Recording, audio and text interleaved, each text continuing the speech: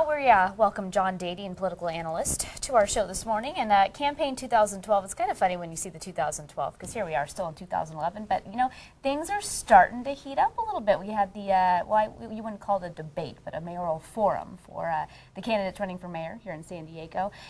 People excited because we thought this would be the first time all four people running would be together, but unfortunately Nathan Fletcher could not be there due to a family emergency. But you were there, and Bob Filner, Dumanis, and you know, Carl DeMaio, all there. What did you think of it?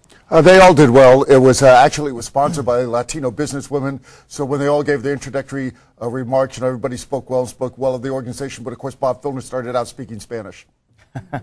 You know, when you look at the different candidates, we're talking about websites this morning and how different the websites are for each of the candidates, and maybe their focus is a little bit, I know we talk about jobs, but they certainly have a different feel, each of them. Absolutely. And again, the standard, which most of them follow, is on their main front page. They have 3 or 4 issues that they emphasize. Let's talk about Bob Filner's page, first of all. There you see it on your screen. How would you describe the way he's reaching out to viewers? That's the one that's a little exception to the rule of 3 or 4 issues.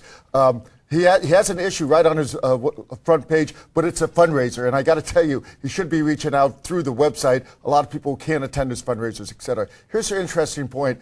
All the other campaign websites have buttons underneath where you can go to issue 2, issue 3. Bob has 4 buttons, but they're all not active. So that's the only one you can see is that fundraising. What does that tell you about him? I mean, should we look deeper into that? Is he taking the time, taking this seriously?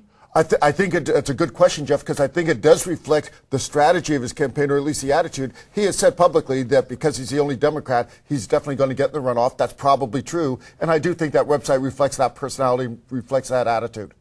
All right, District Attorney Dumanis, she actually joined us on set yesterday. We got to talk to her for a little bit.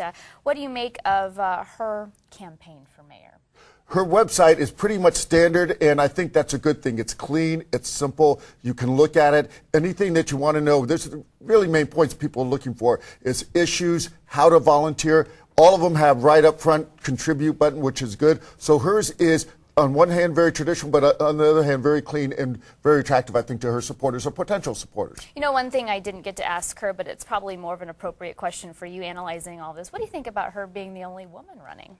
Well, again, in San Diego, I don't think that's a factor anymore since we've had 2 women mayors in the history of San Diego. And I think that's a good thing. It's just like our president, you know, is no longer that we haven't had an African-American as president. That bar is no longer set. So I think it's as it should be that people are looking at the issues. Okay. John, let's check Nathan Fletcher's website now. And when you look at these different websites, how important is it for voters in terms of the websites, or are they going to make their decision based on what they see on television? Oh, I think nowadays it's very important, and of course we've seen it, you know, increase as last campaign cycles. So I think it's very important because keep in mind, a lot of people before to get to know the candidate, you had to go to the candidate to go to an appearance, etc. Now people can, without intrusion, find out on their own time, etc. what the issues. Fletcher has a pretty good website. What he's done, probably better than all the other candidates, although they've all addressed this, is connecting the website with all the other social media. You can go to Facebook, you can go to Twitter.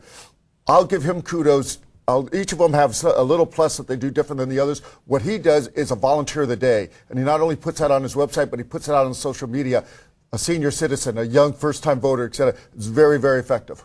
All right, and last but certainly not least, Councilman Carl DeMaio. What do you make of what his push is? Again, pretty clean website. He's got one great thing on it and one thing I'm very disappointed on. The great thing is he's got a virtual town hall, which is very unique, and it's the only candidate I've seen. You click on it, and it's actually Carl speaking the video, and you type a message in, and you type in, you know, potholes or this. It's interesting. If you type in something such as a personal question, he'll come up and say, that's not really what the city of San Diego needs to address. So I think that's very good. On the other hand, I was a little disappointed. As I said, there's some standards, and endorsements are very important to a lot of people. If you go on Carl's endorsement, he lists a lot of volunteers, but under endorsements, he puts in an Excel spreadsheet in alphabetical order. People don't like to look at that. You know, Dumanis, Fletcher, they have their groups, they have their elected officials, prominent people, very, very right up front. So that surprised me a little bit.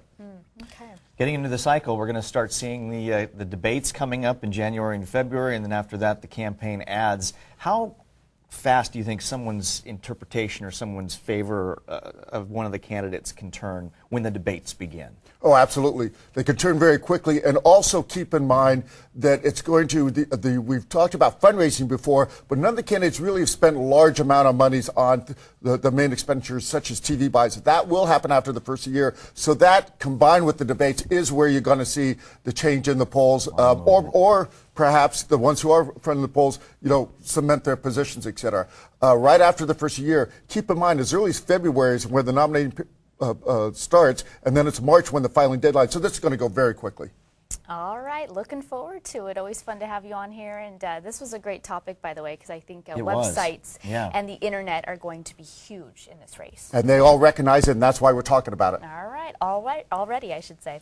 All right, for more on our campaign coverage, you can always go to our website, Sandiego6.com. Thank you again, John.